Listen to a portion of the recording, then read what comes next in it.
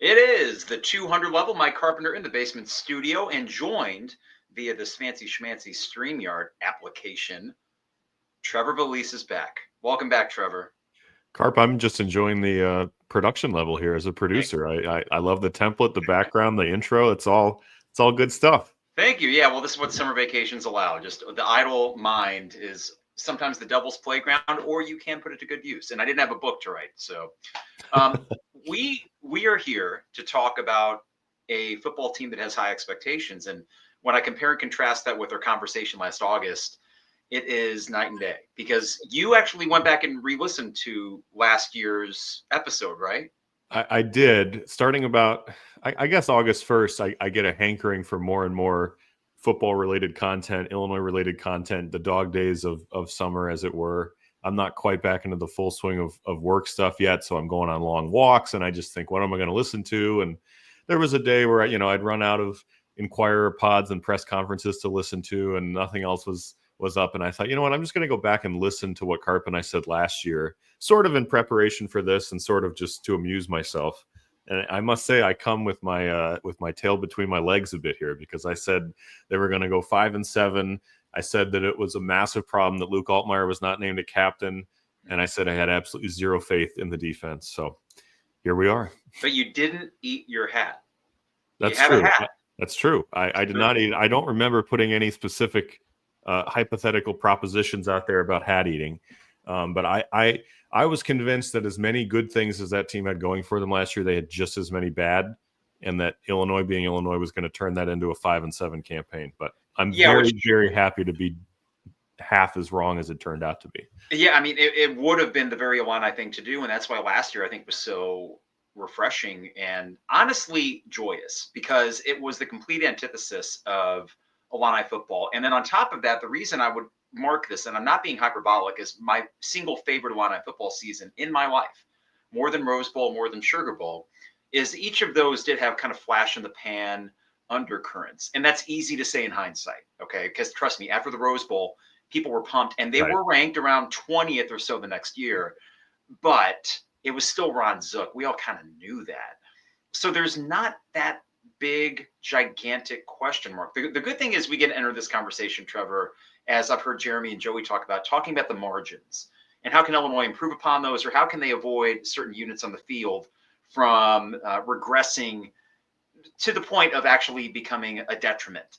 And we'll do a little bit of that. We'll look at the schedule. But as you sit here, a full, I guess, 9-10 days away from game one, which is hard to believe, 11 days, how bullish are you on a follow-up performance to the likes of, if not 10, around that high single digits mark?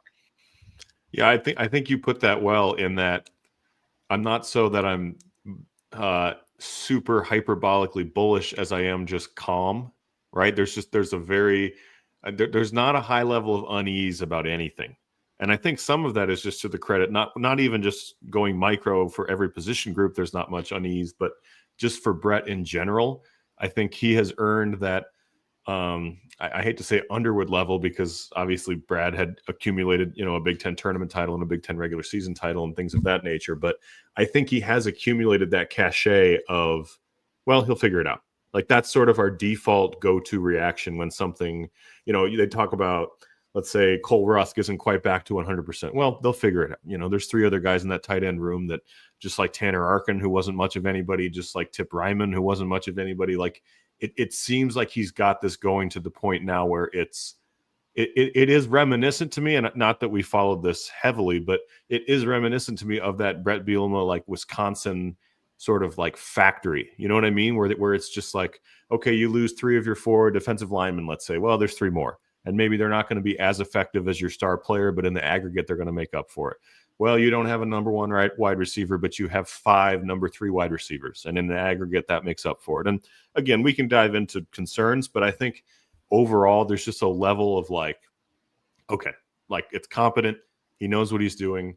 I'm not worried about some sort of bottoming out here in Zook or Beckman or Lovey style, where you go, oh, okay, that was just a total flash in the pan, because I don't think it was. And I don't think anybody out there in their heart of hearts, even those who are more, quote unquote, down on this team than others who are buying into the hype, I don't think anybody thinks that this team has, wheels fall off potential unless something catastrophic happens. Which can always happen in football. We understand that. I don't foresee a 2-10 Florida State campaign from this team. To that point, if we reflect on last year real quick, and we were texting about this, you and I and Isaac all kind of agreed with the idea that last year's team was probably like an 8-4, 8-5. Well, if you include the bowl game, 8-5, maybe 9-4 best case scenario. So yes, there was some luck that was on their side. Much of it due to the fact that, we say luck is the intersection of preparation and opportunity, I think is the old saying. I know they were prepared and they certainly seized the opportunity. So credit to them. But that even if they had finished 8-5 last year after a bowl game, I would be entering with the same exact expectations. My point being, as exhilarating as that win in Orlando was, an all-timer of a day for me as a sports fan, that does not paint my expectations more than the overall product itself. Yeah, no, I completely agree with you that individual result. I mean, heck, we look back at that game very fondly, but it was boring, and it seemed like South Carolina was going to run away with it. Not run away with it in terms of winning 40-10, but there was definitely a lull before the end of that third quarter where it's like, okay, like you're kind of answering them. Then for some reason they try like a trick play on 4th and goal. It doesn't work, but then you don't go anywhere the other way with it. It's back and forth. It kind of just felt like a Big Ten game, I guess, in the sense that you'd probably lose 24-13, and it would be a fine showing, and you'd cover, I think, But we look back at that now, and we're like, oh man, that was just electric. Well, 70% of that game was not electric at all. True. It just got turned up to 11 at the end there, and to that point, I don't think that game was going to inform the offseason in terms of, okay, well, now we have an even higher level of expectation, and they have to make the playoff because they beat South Carolina versus not beating South Carolina. And I think the close game thing, like, I think the most obvious one, right, is Rutgers. That's the one that you would point to and say, you were down 31-30 with 7 seconds left or whatever it was. And if you don't remember, and I'm just talking to anybody out here, I mean, you missed a field goal badly, but Greg Schiano called the timeout, saving you the ability to decide, okay, we're not going to do that. We're going to go for it. So I think that's the one result you look at and go, okay, that if you're running the sim 100 times on College Football 26, that's probably a loss 97 of them. Think about this. Let's flip that result, because that was the fluke. And we could say Purdue, but what's funny is even the Rutgers game and the Purdue game, statistically, you were the better team. There's probability charts that say Illinois wins that Rutgers game 60% of the time, but we saw what it took to sneak that away at the end. Right. But I think I would actually argue with those who say the Purdue game should have been a loss, because you were up 27-3 at halftime. Yeah. Right. So, I mean, yes, the collapse should have cost you a game, but it's not like Illinois was the worst team on the field for all 60 whatever plus overtime minutes of that. I mean, they had a 95% chance to win at halftime. Like to act like they never should have won that game is just wrong. Now, again, in a vacuum, yes, you look at that play, in overtime for the 2-point conversion, like, yeah, they should have lost that game. The running back's wide open in the flat there. But I mean, they were up 27-3. Like at halftime, people are probably I wasn't there. People are probably leaving. I did. No, I went with my dad, and just because we had a big group back outside, we thought 27-3, and just stamina is kind of a thing he's got to take into consideration with games now too. So we went back out and thinking, great, this is the perfect first half result. We can take it easy, and then literally had almost an aneurysm an hour and a half later in the lots, and basically collapsed from exhaustion. Right. When we saw the 2-point conversion. I don't think it's fair to say that you should have lost. You could have lost that game. Yeah. But I mean, at one point, and now I'm just thinking out loud, like to your point, if you look at this from like a gambling perspective, Illinois was probably somewhere between -500 and -1,000 money line to win almost every one of those close games that they ended up eking out. I mean, the Michigan game, they were up 13-0. I would have to imagine their win percentage was in the 80s at that point, up 13-0 late in the second quarter against Michigan. And people view that as, well, it was a bit of a coin flip game. And it was. If you don't convert the fake punt 4th down, maybe that flips. But, Purdue, I think about Nebraska too. Like you people point to that and say that could have or should have been a loss. And again, I'm not saying that that's not true, but if you look at that game just from an eye test perspective, would you not agree that Illinois was the better team in that game? Better. Yeah. I mean, it was 24-24, I think, in the third quarter, and Illinois was, again, the betting favorite to win on the road. Yeah. So I think, I guess my overall point is, you look at some of those games, you look at the Minnesota game, that was just an ordinary loss, which we discussed at the time, and that was fine. But still, you were up 17-16 in the third quarter. I That's don't think right. I don't think any of those games you look at and go, except for Rutgers, that's the one. Other than Rutgers, I don't think you look at any of those games and go like, man, Illinois is just blessing their lucky stars that one was a win. I could see Purdue being that way as well. But again, you were up huge in Purdue at one point, and you collapsed, and then you survived. That's different than the Lovey experience, right? Where Michigan State is a school comeback. Wisconsin is an insane comeback. Even that Rutgers game, the Lovey year, you were down at home at halftime to Oh my Rutgers. Like, God. those moments were not happening last year. As much as the games were close, I don't think the eye test informs you that those were flukes, I guess is what I'm trying to say. Yeah, I'd say that's fair, and I think that bodes well for this year too. With what I perceive to be, and I think it's fair to say, on paper, an easier schedule, and also a schedule in which there are probably three teams, according to most metrics, that are maybe ranked better than you or higher than you. That'd be Ohio State. That would be probably maybe Indiana. I know, for example, Kelly Ford ratings has Indiana a smidge above you. USC is smidge above you. But if we take the betting line, if we were to prognosticate what betting lines will be, I don't think Illinois will be an underdog in more than 3 games this year. Potentially 4, depending where they're at when they go into Washington. I think Washington would be a short home favorite, unless Washington is 2-5 at that point or something. And here's the thing: they're, to me, boom or bust potential with them. I don't buy their Sure. coach, but I know what kind of environment that is, and winning out there would be one of Bielema's biggest wins in my mind. If that wasn't coming off a bye, I would say that I would feel like that's almost a guaranteed loss. But because it's coming off a bye, you know how Bret is with those. Love it. Yes, absolutely. And the bye in November too, so you're fresh down the stretch with those winnable games there. We're going to get into the schedule because I really want to kind of break down what we think are the most consequential games.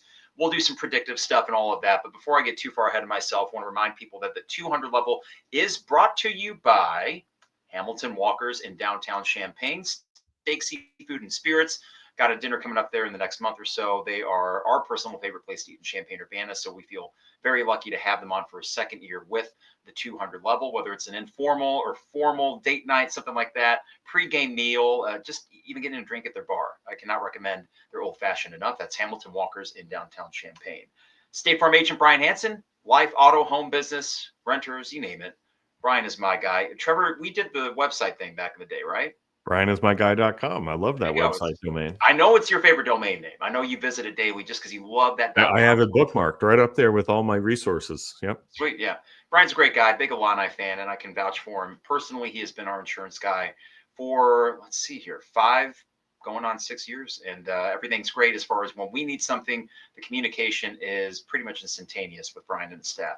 Also, Dogtown Heating, Air, and Plumbing, your home's best friend. Schedule your fall furnace check by calling 217-841-4728. Hard to believe, considering it's 90 degrees with about 80% humidity right now, but it will eventually get cool. In fact, we're probably looking at a cool opening night, Trevor. There's a big cold front that's just going to kind of sit next week. So are you ready for like 65 degrees at kickoff temperature, something like that? Yes, I am. As someone who has been trying to walk in the late afternoon, yes, I am ready for that. Yeah, I'm kind of sick of this stuff. So be ready for these cooler temperatures. They will come sooner rather than later. Dogtown Heating, Air, and Plumbing at 217-841-4728. And finally, Owen Builders LLC. For your next home improvement project, you can check out a gallery of their work online at owenbuildersllc.com and get a free quote while you're there.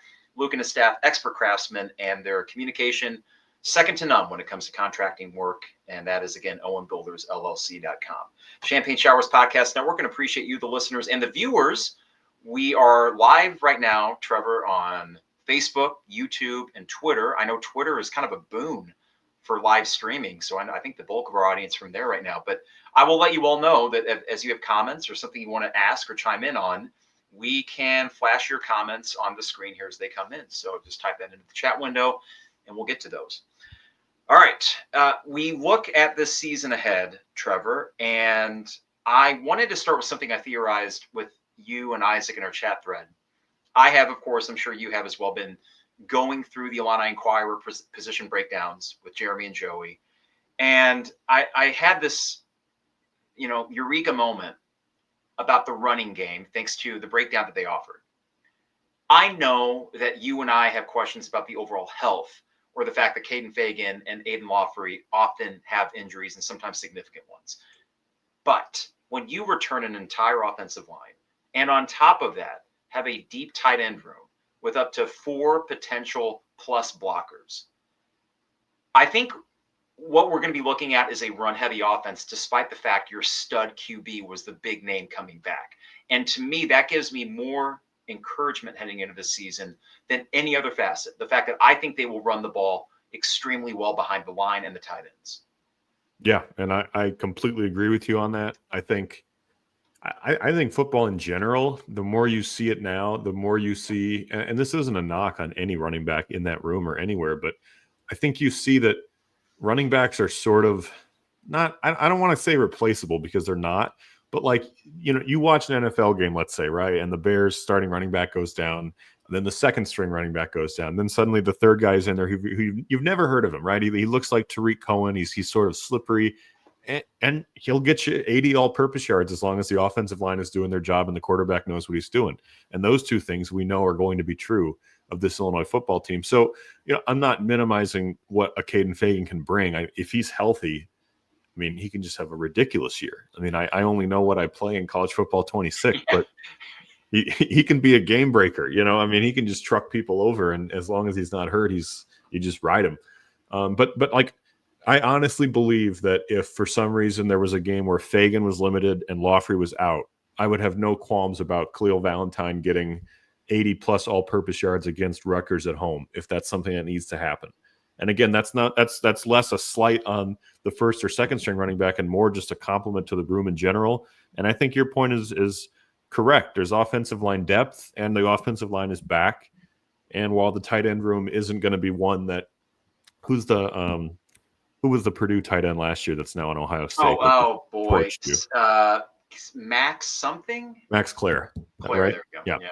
While your tight end room is not going to have a pass catcher like that in it, you've got 3 to 4 guys that are just Bret Bielema tight ends, right? And so I think, again, like I can totally see Khalil Valentine or even someone further than him on the depth chart making an impact this year. And they don't have to be making a starter's impact, but you think back to the impact Fagan started to make his freshman year late when he started flashing. Even in that Kansas loss, you're like, whoa, who's this guy? When they brought him in and he was picking up 8 yards a pop. And you think about the same thing with Josh McCray earlier in his career before his injury problems. You're like, whoa, this is like the third string, guy that sort of just followed Bielema, was his first commit. Like, who's this kid? So I think that is a huge strength of this offense, in that it's kind of like a running back by committee situation. If you want to start Lawfrey against Western Illinois and hardly play Fagan, I don't know if anybody blames you, right? I think you'll definitely see. I remember last year we kind of shook our heads when they started Lawfrey, like, what are we doing? Now, by the end of the year, it actually paid dividends. And I really think there was a turn. The Michigan game would be an easy one to point to. But I think in November overall, that team ran the ball pretty well. And then even the South Carolina game, yes, there was the game break late by Josh McCray that padded those stats. But they were finding some consistency in that running game, hence the sleepy second and third quarters where you hung because you were getting some first downs, if not finishing them. So the run game was the first thing that came to my mind, because we look at Luke Altmaier and we're super excited, as we should be, for a returning guy like that. To me, the running game has very low bust, very high boom potential, because if you couple that line with a healthy for the entire season Aiden Lawfrey and Caden Fagan, the cliche would be you got the thunder with Fagan and the lightning with Lawfrey.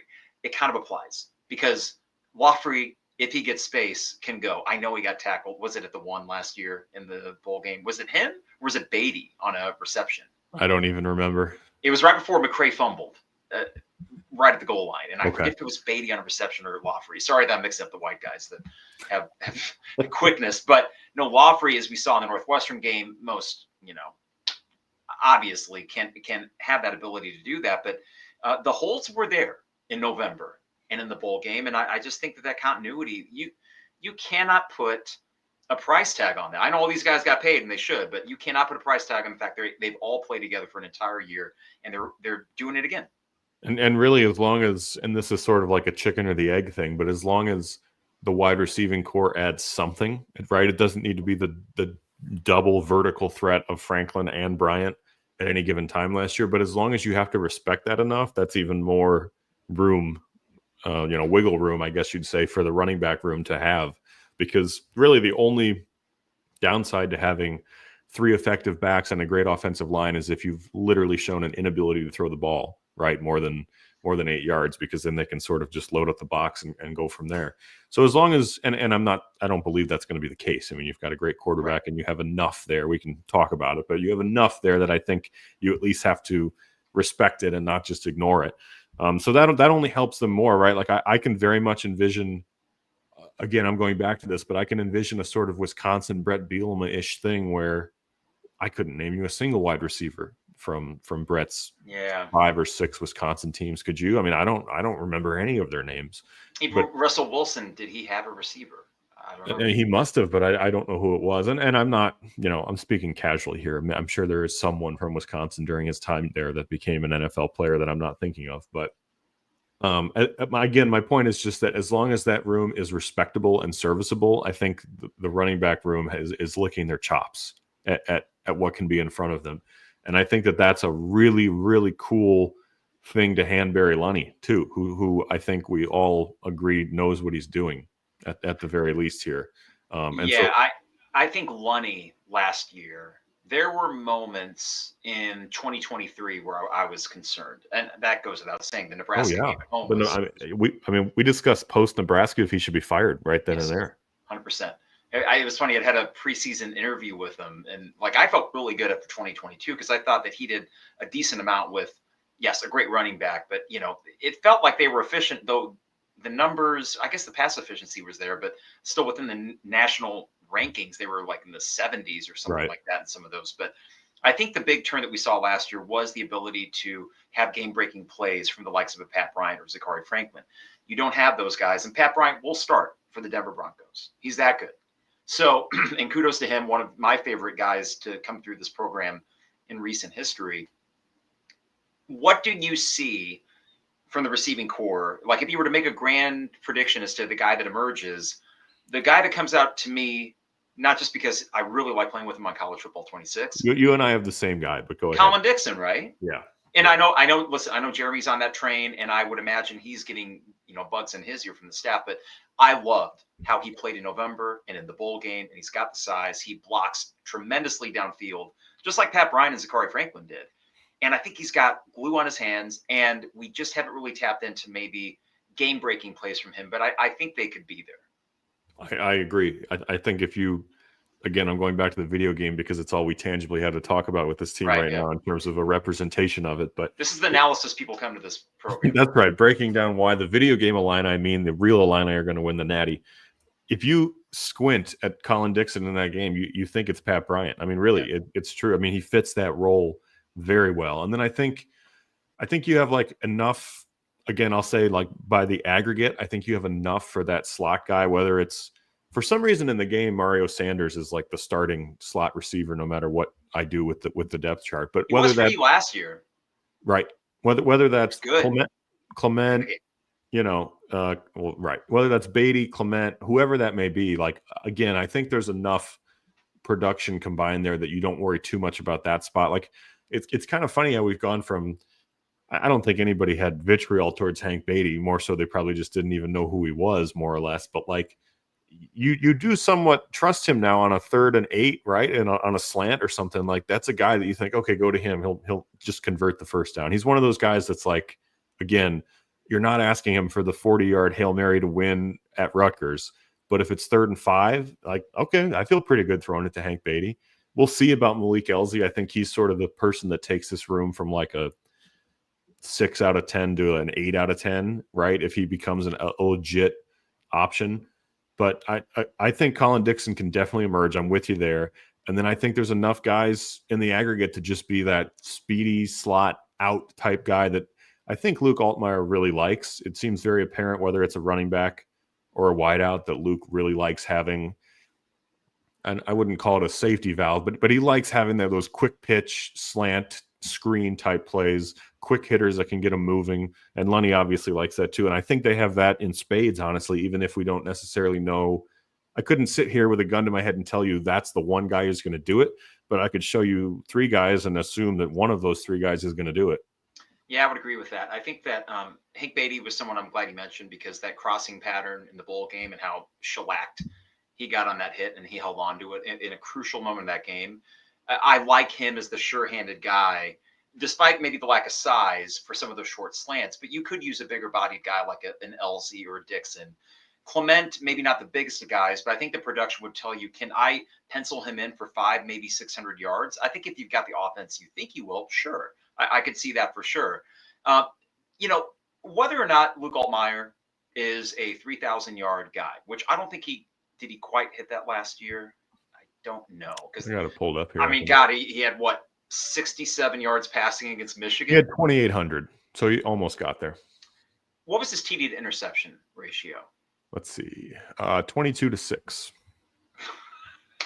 If Barry Lunny knows one thing, it's how not to put your quarterbacks in positions to throw picks.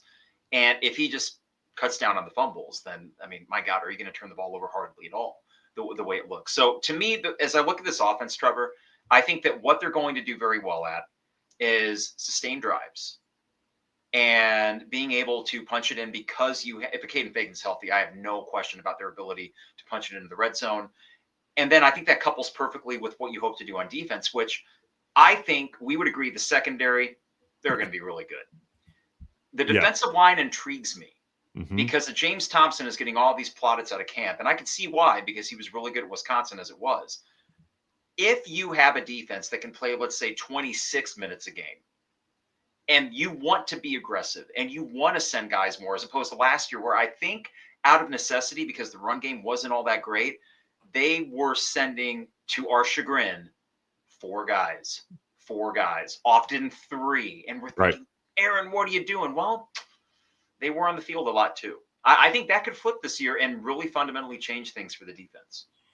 Yeah, no, I agree with you. And I think in general, I think the discussion around Aaron Henry and defense intrigues me, because I think on the one hand that there's 2 things here that I think of, right, from last year. On the one hand, I think we would all argue that, or not argue, but just state that his biggest problem has been the mobile quarterback, correct? Going into last year in terms of like, So what intrigues me is I think there were seedlings of things that made you go, because it did feel porous at times, right? Even if it didn't always end up in points. I mean, just look no further than the last game against Northwestern in the regular season. I think they had a season high 28 points through 3 quarters and finished with 442 yards. Yeah. I mean that's a lot for a bad Northwestern team. I mean, you think about what Ryan Brown did, right, with Purdue. I think he threw for like 200 more yards against Illinois than he did against any other opponent the entire season when he was sent into that starting role. I mean, I also think about Rutgers. You're up 30-24, right, or whatever it was with 2 minutes left. Touchdown. Can't give up a touchdown. Can't give up a touchdown. Within 50 seconds, you give up a touchdown, right? So, I mean, there were moments like that where it's like, God, sometimes the result papered over the fact that, like, oh, crap, Central Michigan had more yards in this game than you did. It doesn't ultimately matter because you beat them. But, like, man, that seems bad. But then again, I'm balancing that on the other hand with, I think you could argue his 3 biggest tests were Jalen Daniels, Aiden Childs, and Lenora Sellers, and he shut all 3 of them down. Daniels rushed for 35 yards. Sellers rushed for 19. We spent a month previewing that bowl game, listening to South Carolina people on podcasts, listening to experts and pundits and, pouring through the stats. Lenora Sellers might go to the NFL. Lenora Sellers might be the next Lamar Jackson, whatever it might be. He had 19 yards in that game on 11 carries. He was pedestrian. I mean, Aaron Henry, when given that 3 weeks, almost completely neutralized what's going to end up being a first, second, or third round quarterback in a year or 2. So that's where I sit, where it's like, how do I square a defense that up front almost looked porous at times, right? But then at the end of the day, like, it did bend more than it broke, and he did manage to shore up what we would all say was our biggest concern with it. I think that I point to the 3 signature games of last year. Kansas, Michigan, South Carolina were won more by your defense than they were your offense. And I think, okay. Yeah. I am not going to sit here and say that I think Aaron Henry's a 10 out of 10 coordinator. In fact, I remember the Northwestern game, and this is part of the reason I don't really bother tweeting anymore, because I can say stupid shit too. So, but I mean, I was so frustrated when they went down and got their third touchdown of the game, thinking this can't work if you want to be the program you want to be. If I were to give him the benefit of the doubt, because we saw some really big time performances from his defense, in addition to the mediocre to bad ones, success is not linear. And last year's team, we agree, was ahead of schedule. And they still did all that with, I think, maybe a medium level of talent on defense relative to some of their opponents. And that when you don't have supreme talent or depth, you do have to just kind of try a few things, and some will work beautifully and some won't work at all. Hence the 49 points he gave up to Purdue and the 6 he gave up to Michigan. Yeah, I know Michigan didn't have a quarterback, but let's be real. Ryan Brown wasn't an actual quarterback for Purdue either. No, and yes, Michigan didn't have a quarterback, but also you went into that saying it is literally going to be Colston Loveland and nobody else. And I think he had 1 catch or something like that in the entire. Yeah. I mean, Matthew Bailey had that late pick on him, right? Because that drive was amazing, because I think Loveland got 1 deep. I feel like he had more than 1, but I saw that same stat. I can look. He definitely uncorked at least 1 like 30-yard completion somewhere in there. And it was Bailey got beat. I'm thinking, oh my God, they're just going to go down, just throwing to Colston Loveland, who I'm really glad is on the Bears, because I think he's a fantastic player. And then Bailey was able to adjust on the very next pattern, which I think was the same one down the sideline for him, and get the pick and essentially wrap the game up midway through the third quarter. He had 7 for 80 yards, by the way. That's what I thought. I take back that he only had, but his long reception was a 30-yard catch, so that's what I was thinking. There you go. Yeah. No, but I do think that this year, oddly enough, despite the quarterback coming back, I think the defense could actually be the reason to be really bullish on this team. Because if you're looking for playmaking, you got them in the backfield. If you're looking for a possible unit to improve, it would be the defensive line. And I know you got new guys in there, but I think we trust Terrence Jameson. Is it Terrence Jameson? Yeah. Right. I used to say Antoine Jameson. He was a basketball player. It's Terrence Jameson. Yeah. Who's done a fantastic job, especially with the nose tackle position. So I have no doubt he'll find a good one to fill that T.Rod Edwards spot, which look at him getting the interception and trucking it back 20 yards in a preseason game. It's happening more and more, by the way. Every NFL preseason, you're seeing 2 or 3 Bret guys where you're like, my God, he could start for Team X or Team Y. Quick aside, think about this. Like, we're NFL not like OSU, but we are putting guys in the league consistently every year. That'll play. In addition to the NIL money that we appear to have, and the fact that Bret Bielema seems to have just this great rapport with young athletes. Yeah, we send guys to the league. He can sell the hell out of that now too. So that's really encouraging to me, and maybe why the 26 class looks as good as it does. Yeah, and again, these aren't guys that are going in the first round either, right? Like Pat Bryant is sort of a under-heralded guy who makes some rumblings at a training camp or whatever when he impresses, but then suddenly he's starting. And then 2 years from now, maybe he's a star, and everybody's going, man, Bret Bielema just took, again, I don't want to demean the kids at all because I don't mean it that way, but Bret Bielema took somebody that you wouldn't have thought of as a draft pick and turned them into a 10-year career in the NFL. Even if it's not sexy, even if they're a fullback or Joe Thomas or whoever it may be, like he has something there that I think he's proven that teams can still respect. Because I'm sure from Arkansas to, toiling around the NFL to nothing for a year, I'm sure people weren't thinking of him as top of mind by any means as a NFL talent developer or someone that they should go to weigh in on things. But I mean, not to get too macro off topic here, but I do think that he's sort of like not the Big Ten czar by any means or anything like that. But I do think that if you're a head coach who's wanting some advice on something, or you're a commissioner who wants a take on something, or you're a scout who wants to know who are 3 guys on your team that are going to be unheard of but are going to have NFL careers, like Bret is a guy that those people are going to for those things, because he's proving that, I don't want to say he's still got it. It's not like he's 80, but he's proving that he can still do this at an incredibly high level. And again, you go back to our football video game references. You look at Bret in there, and he's an A+ on talent development, and he's got the special skill to keep guys in school another year, and just all those sorts of things. I want to get into the schedule, if that's okay with you. And I'm going to throw this question up here that I'm going to pose to you, and then for the 150 some out there, let's hear from you. And by the way, we did hear from somebody. This is about if there was good wide receiver under Bret Bielema at Wisconsin. And from Curious Pords, Jared Aberdarius. But see, that sort of proves my point, because really, He's whatever. Jared Aberdarius is like the name of. I mean, that's right. That he was very good, but like that's the biggest name you can think of in a 10-year run of wide receivers at a school that won several Big Ten titles. Like, the question I have that I'm throwing to you, that I'm throwing to listeners as well. I view the month of September. I mean, this is not breaking news here. As very consequential in the, are you actually in the college football playoff talk or not? Maybe more than any month. I mean, I think that's fair when you look at, there's Ohio State in October, but other than that, you feel pretty good about that month, plus a bye week in there. And November, you certainly feel good about. So, question I'm posing to listeners, but first to you, Trevor, is what will Illinois' record be in the Duke, Indiana, and USC games? Well, the pre-answer to the answer is that is what's going to determine what feels like everything, which is unfair to say, but it does feel like those 3 games are your biggest swing games. I think when you look at the USC game, I don't know if people are giving them enough credit.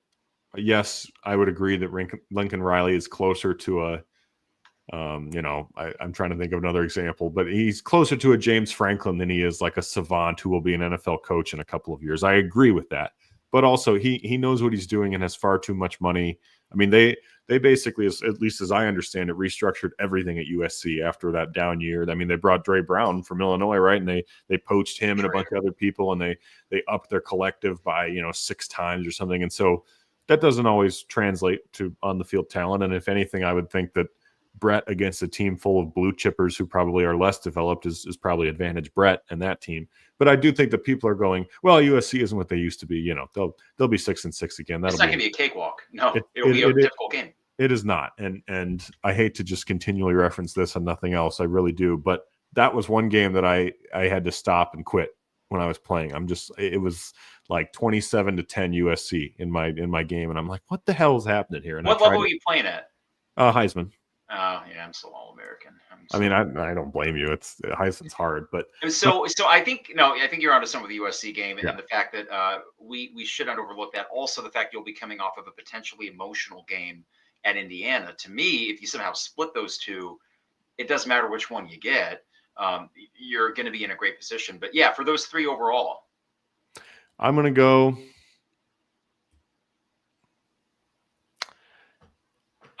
The Trevor that did this podcast with you last year desperately wants to say 1 and 2 to sort of be dodgy and gun shy and build in some sort of insurance, but I'll say 2 and 1.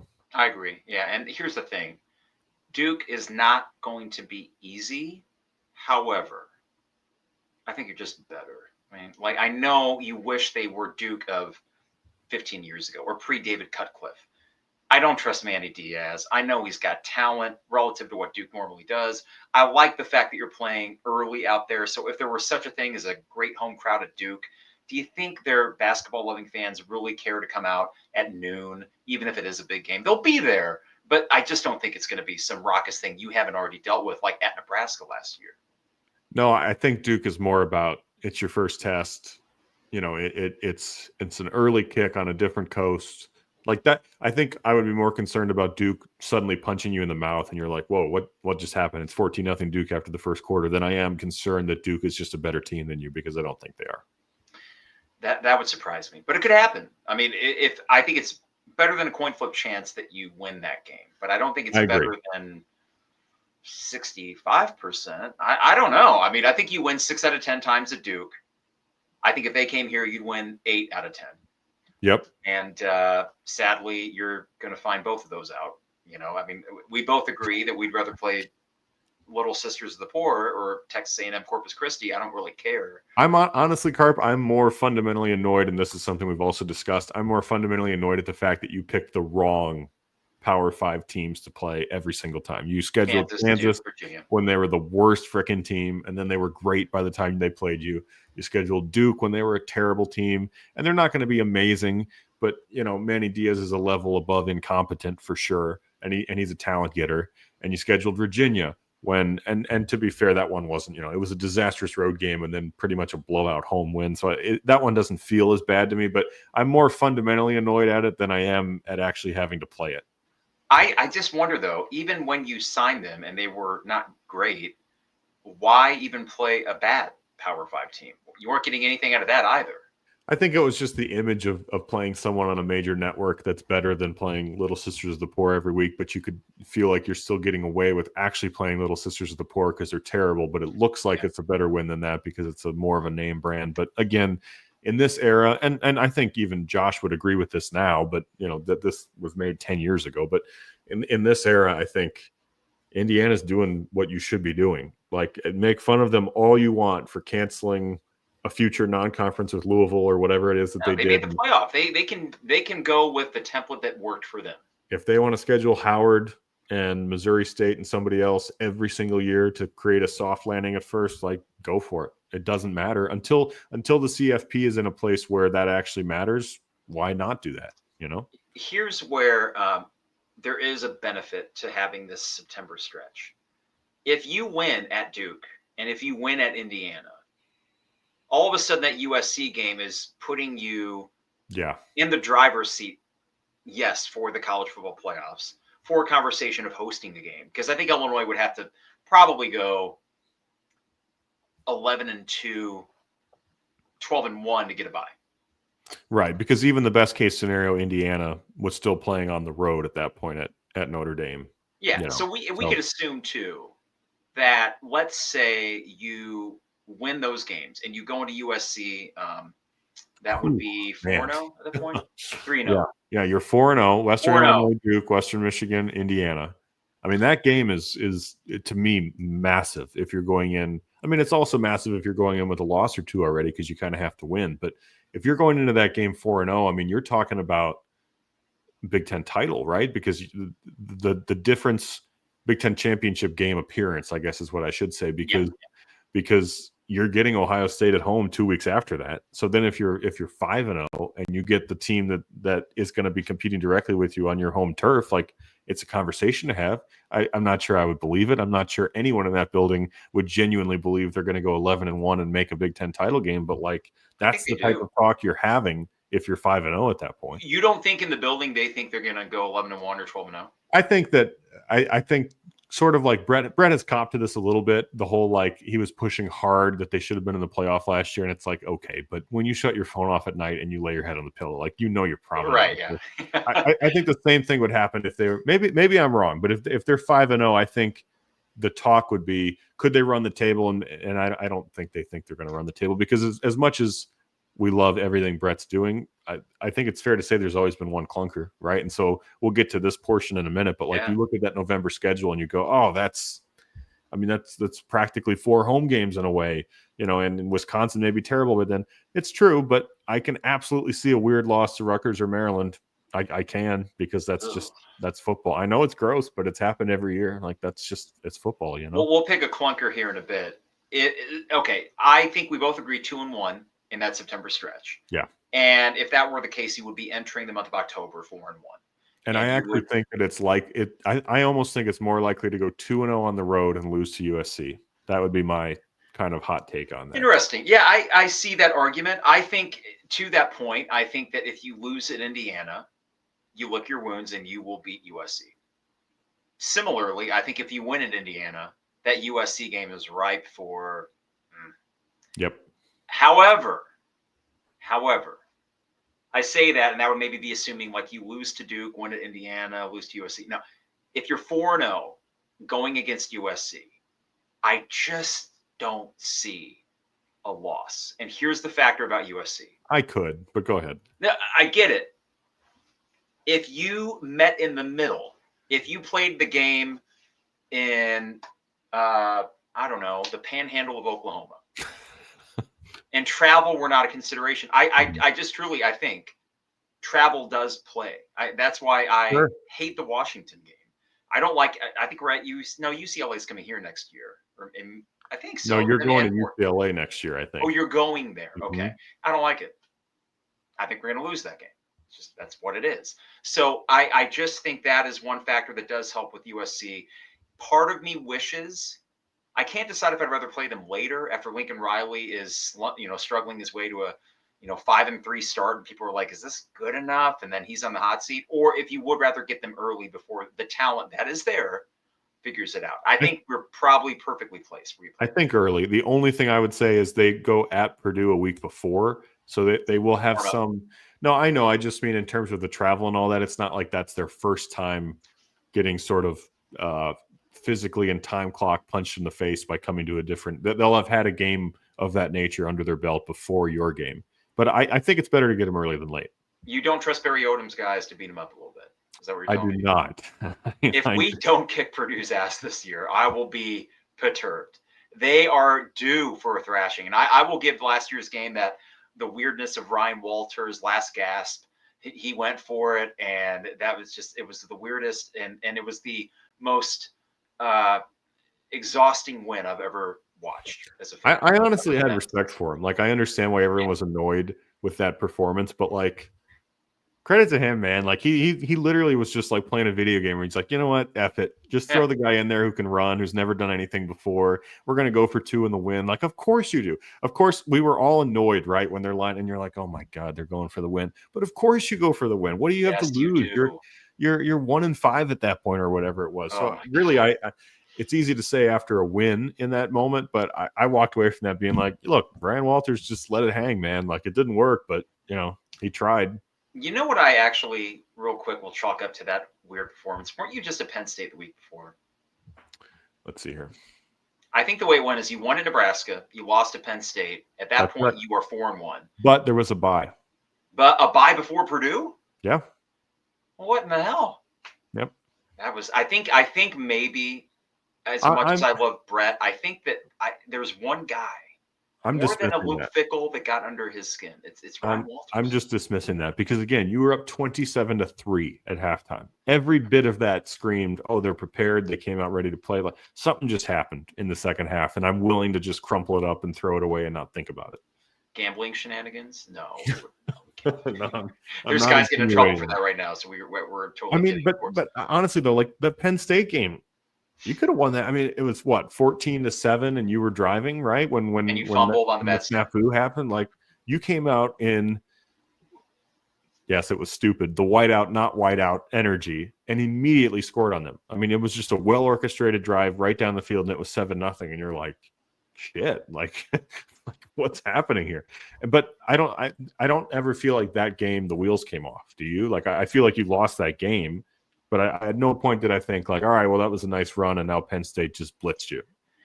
Yeah, no, I agree with that. It was not one that afterwards I felt any worse about the team. I thought this is still a team on track for a good year. I think what it did show us was that we're in a college football playoff team, and yet at the end of the day, they were close. Right. So, okay, so 4-1 after September is what we're both 4-1 after right? September, and we presume, for the love of God, that you beat Purdue. So let's say 5-1. And here's the thing too.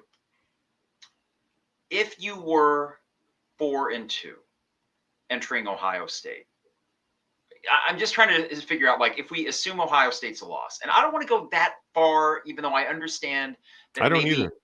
I don't either, because I know they won the national title, and I know they're loaded with 5-star guys. But but who has a better coach in that matchup? Well, come on.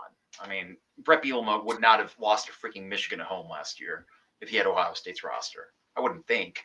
So I would agree. Ryan Day is a good CEO for a high-powered, money flush program. But sure.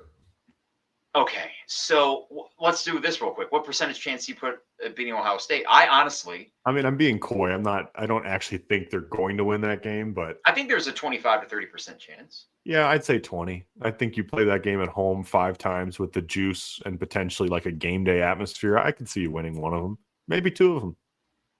I mean, it'll just be interesting to see. Could you check their schedule and see what they have right before? I always love the game of who is the team playing before you. The only hesitation I give that in terms of the schedule thing from Illinois' perspective is that is because you don't get a bye until after that, and then you get 2 late. So that's 1, 2, 3, 4, 5. I mean, that's your 7th straight week of a game. And I would just hope that you know, they're not going to be limping into that game, but I would hope that there's enough juice there. I would have felt great if the bye came after Purdue and before Ohio State, But I don't mind the trade-off because I think Washington, even on the road, is a more winnable game. So sure. why not lick your wounds? I have to use that twice today. Why not rest up before a game that might just be more winnable in the first place? The And 2 hopefully weeks Purdue before, just sucks so bad that you cakewalk in West Lafayette and you feel, fresh as a daisy on Sunday.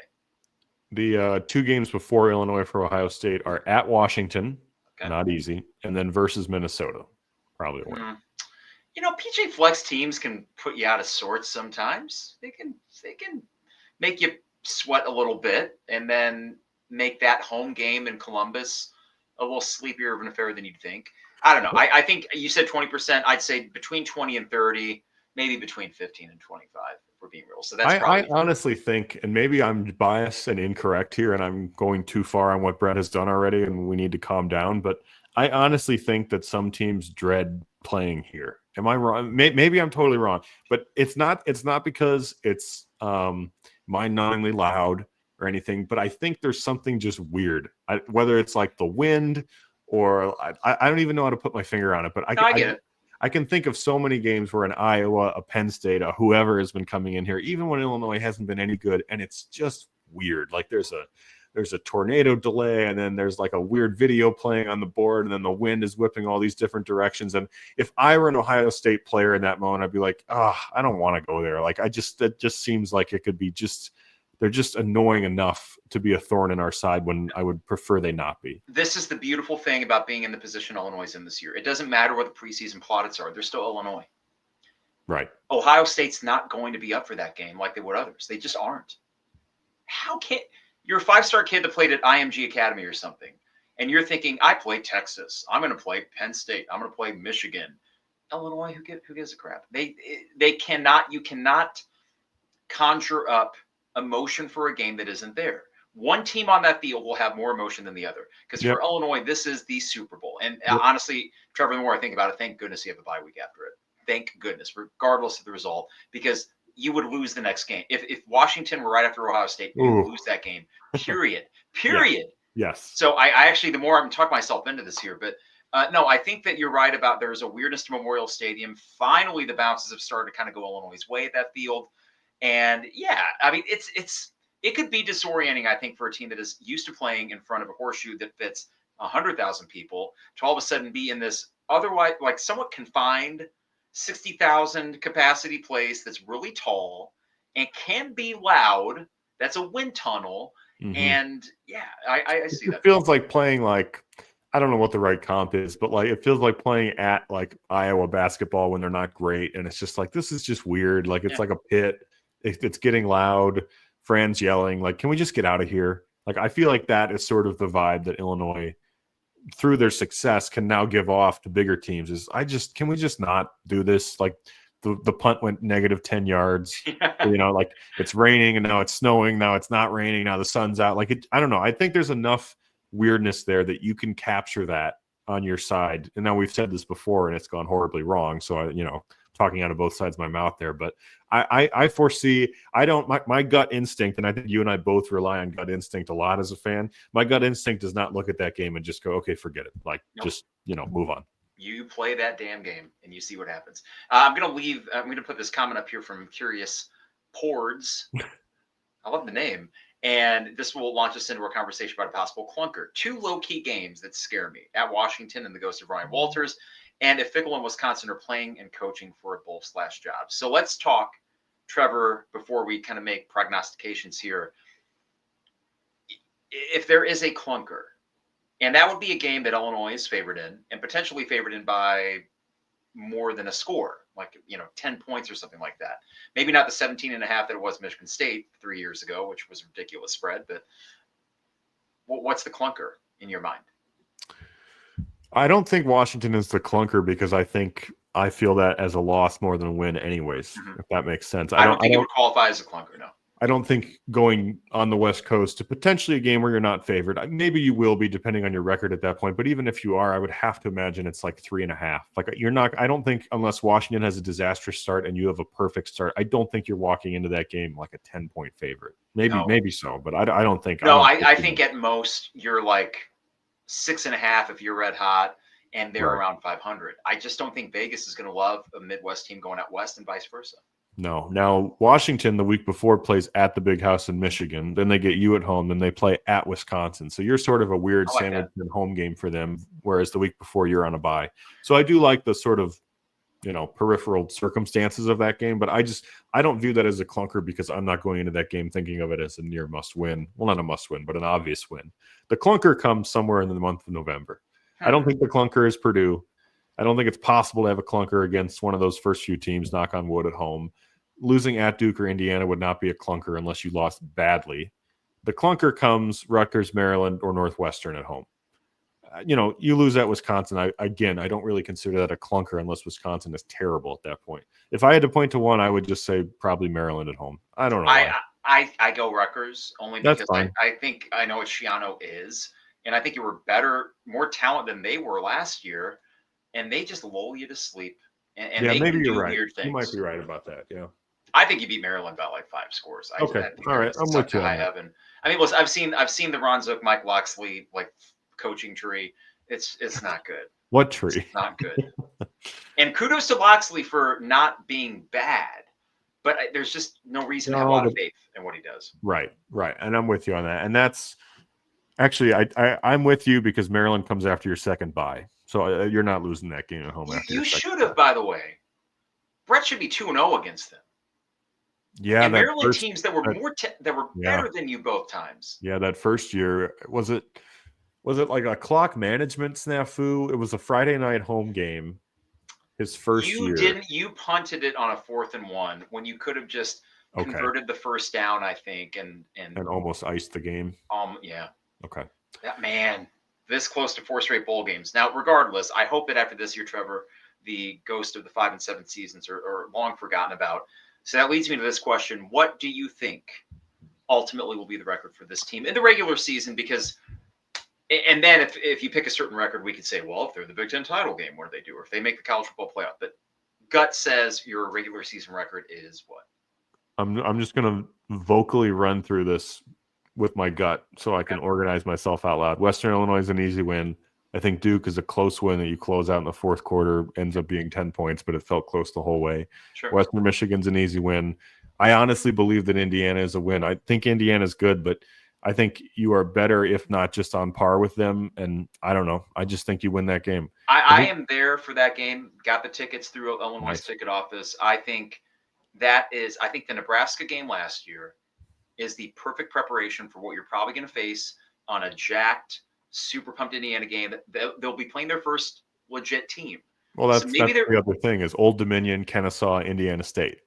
They're not prepping for you the way you're prepping for them. Yeah, by getting Duke with no offense to Western Michigan, but it's not PJ Fleck, Western Michigan, a scrub in the middle, I think is perfect timing. So if you get that Duke win, I already am feeling really bullish on the season, but continue. I think Indiana's a win, and then I think USC's a loss. But if you flip those, whatever, I'm not going to argue with you. I think you're 4-1 after the first 5. If you're 5-0, though, we are eating hats.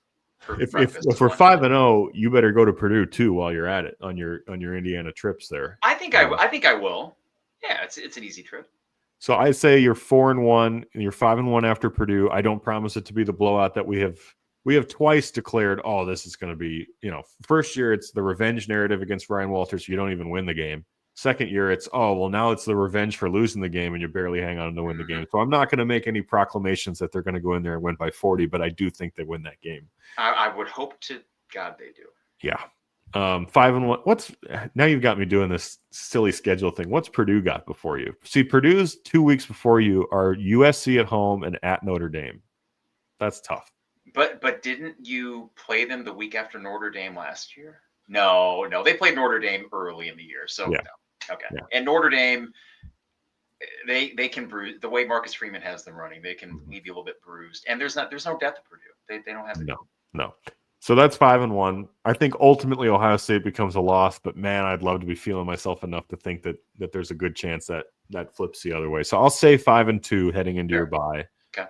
The tricky part here is I think Ohio State's a loss. I think you lose one of Duke, Indiana, and USC, and I'm leaning towards Washington being a loss. Mm-hmm. So suddenly you're out of your bye at 5-3, and it's like, ugh. In terms of, now you kind of have to rattle off the last 4 games to feel. But they were 6-3 last year. You're right. So I'll say 5-3. I don't think you win that Washington game. I just don't. Okay. But then I think you beat Rutgers barely. That's tough, though, coming off the Washington loss without a bye. You're coming all the way back home. Rutgers is probably going to be scrappy at that point. Can you check? Sorry to make you do this, but who's Rutgers playing before? I think that would be the game where the quote-unquote wheels would come off. And if it was going to happen, you would be 5-3 off losses to Ohio State and Washington. Mm-hmm. You're coming back to the Central Time Zone against a Rutgers team that went at Purdue the week before you. Mm-hmm. So, that's probably a win. They have Oregon before that. That's a loss. But they've done the same Indiana thing. Ohio, Miami, Norfolk, they don't leave Rutgers for a month. They get Iowa at home to start their Big Ten schedule too. So, they're probably going to be 500 at worst coming into that game against you. So I think if there was a chance, back to the clunker thing, for it to sort of be like, oh boy, what if you lose that game in some really weird fashion and suddenly you're 5-4? Then it's like, oh my God, you have to win these last 3 games just to, feel like the season was a success. But I'll say they beat Rutgers. So they're 6-3. Maryland's easy, 7-3. I don't think Wisconsin's going to be very good, man. I don't think Luke Fickell will be there by the time you play. Like, man, if we had to do like a vibe check on every program, like the stuff coming out of there is just. They hired the Kansas guy, right? Who didn't even seem like he knew what he was doing. No. Like we're sitting there last year going like, what the hell is this game plan Kansas put together? They're going to be bad. And the Fickell didn't work, and I thought it would. It kind of scared me that it would. For some reason, he seems to have trying to be forcing this, square peg in a round hole there, and I don't understand why. Like the hire, I thought, oh, damn, and then right. The minute he said, "I'm doing like run and gun for what?" Right, and again, you know what's a micro version of? It's Rich Rod going to Michigan. What are you doing? Yeah, you have the template there for you. All you have to do is not get in your own way, and it will work. Yeah, either Brady Hoke or Rich Rod. They both tried that at Michigan. God. Yeah. But hey, listen, they got Sharon Moore now, so they are on their way. Because my thoughts on Sharon Moore. I think the guy is a bang-up coach. He knows exactly what he's doing. I think weeks 3 and 4, when he's out, I think they're screwed. The guy is clearly got a strong grasp of the X's and O's and not emotionally bizarre or culty at all. He's a normal guy, Sharon Moore. Totally normal. I hope those assholes go 7-5. And I hope they are so far up their own butts that they actually ride this Sharon Moore thing out for another 8 years. Because they're so arrogant that they just might. Might. You're right. They are one of those schools that you are begging them to not fire the guy because you have an advantage every time he comes. Sorry, I had to get into that. Well, no, Wisconsin, Alabama. You go to Alabama. Why are you scheduling at Alabama? I know they did that a while ago, but what are you doing here? I bought a Lindy's preview magazine, and I will never buy one again. And you know what it is that made me say, I'm not. It said key early games in the Big Ten, and it had Wisconsin and Alabama. I threw the magazine across the room. I was like, who are you kidding? That game's going to be awful. That's not a matchup worth a crap at all. Alabama's going to win by 40. Yes. They go to Michigan. They go to Maryland, which again, I know Maryland's weird, but that's the sort of game that Mike Loxley wins at home in the rain on Peacock at 2:30, right? Like you get Ohio State, you go at Oregon, at Indiana, you get Illinois. I guess my point as we get back to Illinois' part here is by the time Illinois is going into Wisconsin, they're probably 4-7. What will be, I guess they have another game, so it's not their senior day. They get Minnesota, but they're below 500, and they may not be in contention for a bowl. As crazy as it sounds at that point, and I just think you have a huge advantage in that matchup in that context. Yep. So I'm going to net out at 9-3. I agree. Think, so playoffs or not?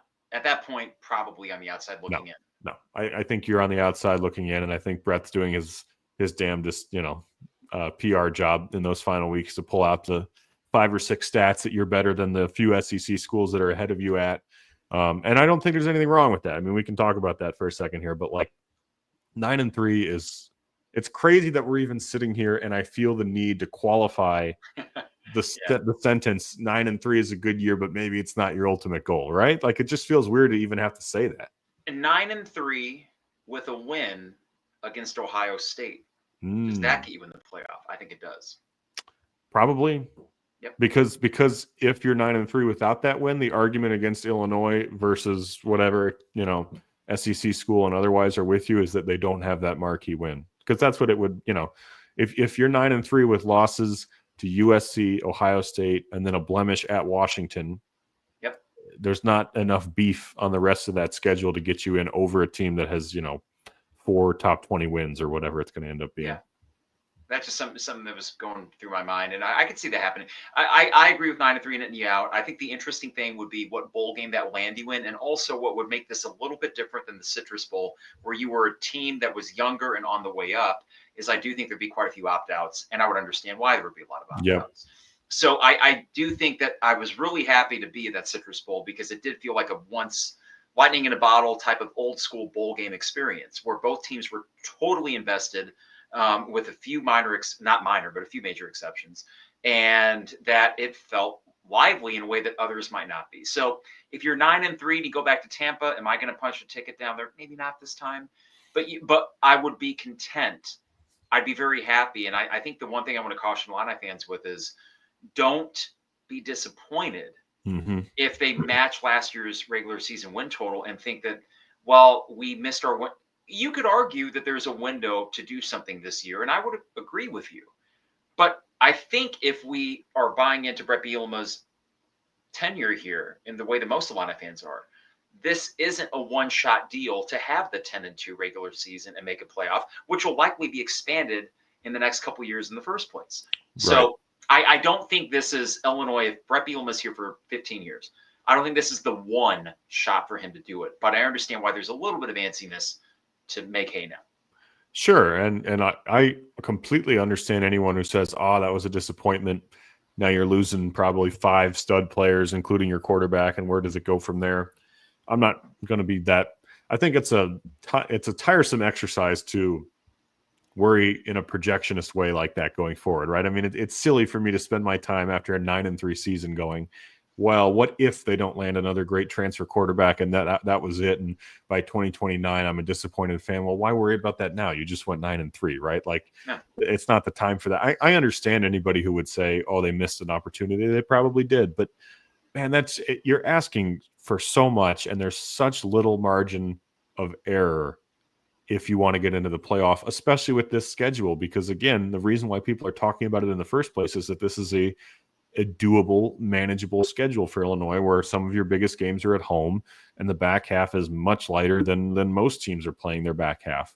So the other side of that coin is if you don't really, really nail all of your outcomes here, it's probably not going to be enough of a resume to make it in, I got one more hot take for you before we wrap things up. I think Illinois this year is closer to an 11-1 team than 7-5. Okay.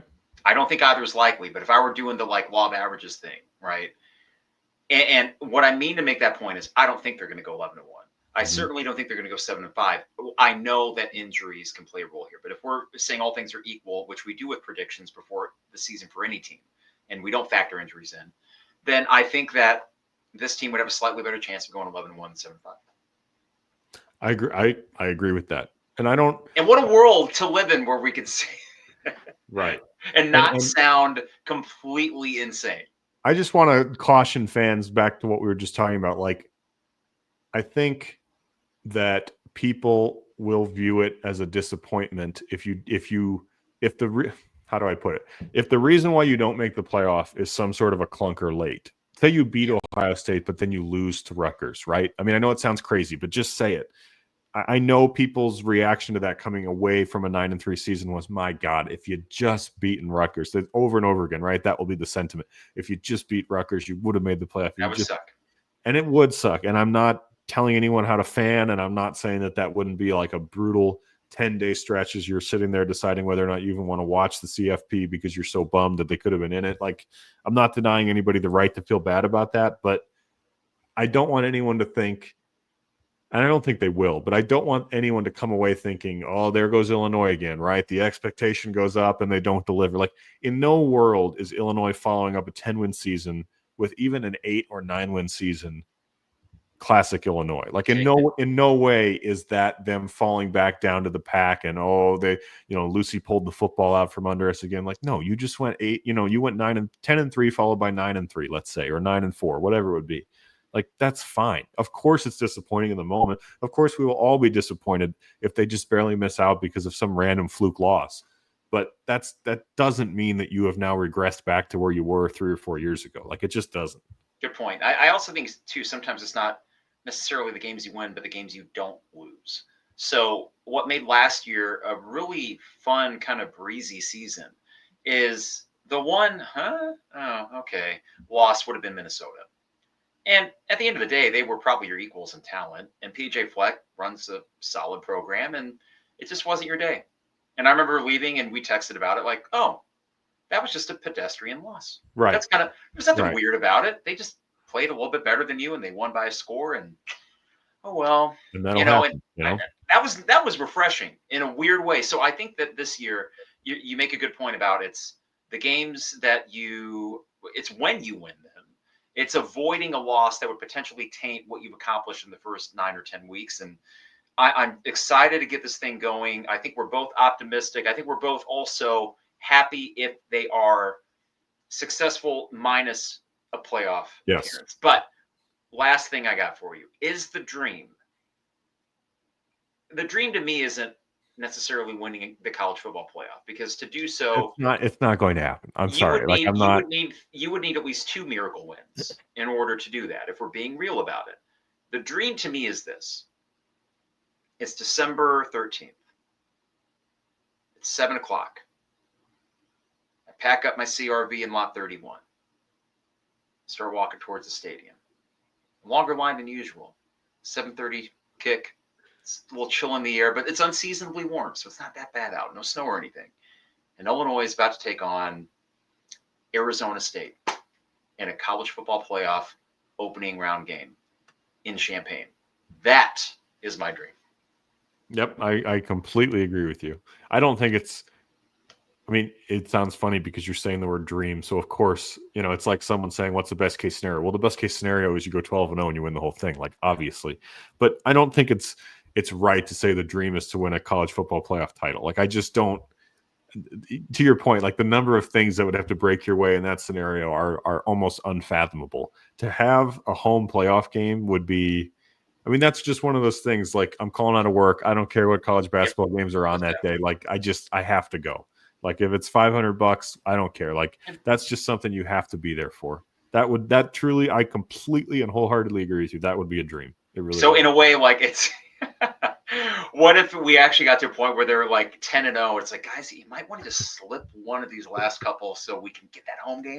We don't want the bye. We want it, It's hard to sit there and say in that moment, and I know this isn't true, but it's hard to sit there and say that I wouldn't be upset if they lost that game in some sort of cruel fashion, because I would just want to be there. But I do feel right now like I wouldn't care what happened. Like, I really wouldn't. Like, that ball would be kicked off and I'd be like, man, this is just off. Like, you're looking at the spider camera that they've got attached to the press box that's going around. Sean McDonough's on the call. Like, Molly McGrath is on the sidelines.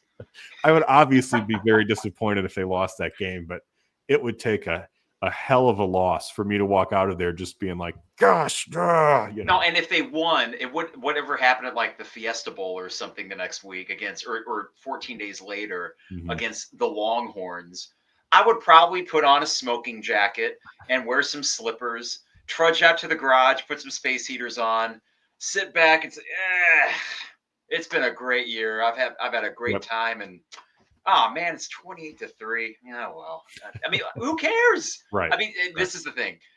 Illinois basketball, of course, we do want, and it is attainable for them to get a national title. There are simulations that have been run this year on ESPN that have had Illinois winning it all. But you know what? That's like 1 out of 100. So it's not that there's a 0 chance. And with Bret Bielema, at least you can float the idea out there and not sound like a lunatic like you would have during Tim Beckman or Lovie Smith or Bill Cubitt, for God's sake.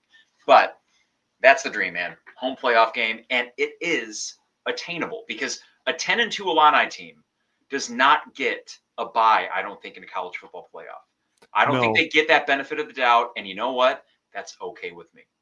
I think it just would depend on what the other Arizona States of the world around you were doing and what their resumes looked like. But I mean, yeah, if you go 10-2, there's a legit shot you're hosting a Cincinnati and Arizona State, whatever it would be. Which would just, I mean, it would be crazy.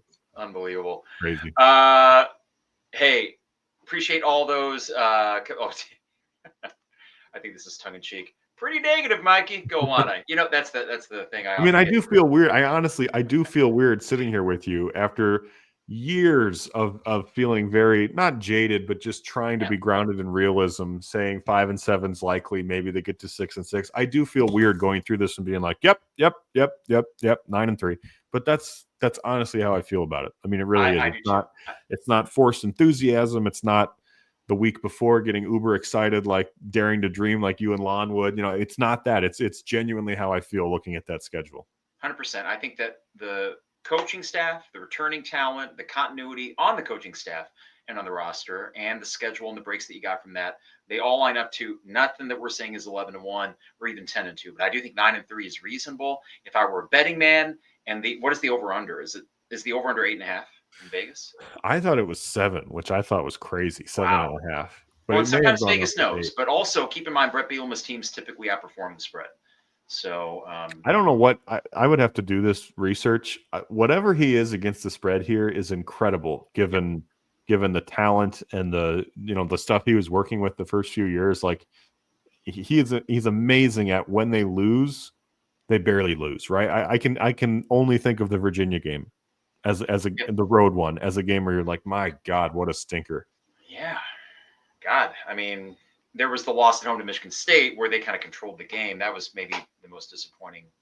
Right. And, the Michigan State Purdue weeks, obviously. Yeah. But still, like, neither of those games were 40-10 where the crowd was booing, so. It is a different era, and it already feels that way. I have an excitement about this that I just don't typically have. So I think that, as Whipple said, I know I've gotten the negative brandishment sometimes, and sometimes I'm very, very critical, including about Brad Underwood, who is an objectively very good head of a college basketball program. Yeah. But when I am doing it, I try to be very specific about what I'm critical about. It's not the fact that, because he's not a bad coach, he's a really good coach. I think with Bret Bielema, the thing that the talent accrual may not reach what Brad Underwood does, because Brad's exceptional at that. And that matters maybe more than anything. But Bielema's done it. He has a template that seems to, we always said, of Wisconsin or Iowa template, could that work here? And it seems like he's doing that while adapting to the game and NIL and the transfer portal. And it seems also that he's got enough buy-in from donors and the like where we have the budget to hang. Maybe not in Michigan levels of money, but I never would expect or need that, to be honest. Yeah, and most of that, it seems, I'm speaking out of turn because I don't know, but I think most of that is spent on bringing talent back than it is talent acquisition, which I think is a better use of it anyways. Like, I think instead of saying, okay, we've got $5 million from so-and-so, let's go get Bryce Underwood. Instead, he's going, well, why don't we just use that $5 million to bring back Gabe, Luke, and someone else, and I agree with that. It doesn't always apply, but I agree with that in general as a strategy. Is sometimes the retention spend, it's like the cliche, baseball trade deadline. Well, maybe the biggest trade they made was getting that pitcher back who's been hurt all year. Sometimes it's the guy that you're retaining that's more important than the guy you would be spending to add. So 100%. Yep. Before we get out of here, got to remind you all, Hamilton Walkers, Steak, Seafood, and Spirits in downtown Champaign. State Farm agent Brian Hansen. Online at brianismyguy.com. Dogtown Heating, Air, and Plumbing, your home's best friend. Give them a call at 217-841-4728. And Owen Builders, LLC. Check out a gallery of their work and get a free quote while you're there at owenbuildersllc.com. Best way y'all can support the podcast is supporting our sponsors. So check them out. And, of course, Champagne Showers Podcast Network. Appreciate them and appreciate the nearly 250 people out there in the Mediaverse watching me and Trevor Vallese live. So, Trevor, we covered the gamut here. You know, the way this thing's set up, I can have guests whenever. So maybe sometime during the season we can get you back on and do kind of a check as to where things are going. But 10 days away, I'm ready, and even more so after conversations like this. Man, I'm just envisioning that 1 out of 10 scenarios where Fagan's healthy the entire year, and he's like Monty Ball levels, not on player to player comparison, but he's that level of effective for you, and Luke's balling out. I mean, there is a scenario where all of that happens, and the fact that I know that there's a possibility of that, it's not just me completely, daring to dream. It's a crazy world we live in, Carp. It is, and it is not out of the realm of possibility, and that alone is a victory if you've been a long-suffering Illini football fan. This is a pretty cool place to start as they enter 2025. All right, so for Trevor Vallese, I'm Mike Carpenter. We will be back next Monday, do one final preview episode with the one and only, the incomparable Lante. But for now, yes, sir. For now, Trevor, appreciate it, bud, and we will see y'all soon. It is the 200 level.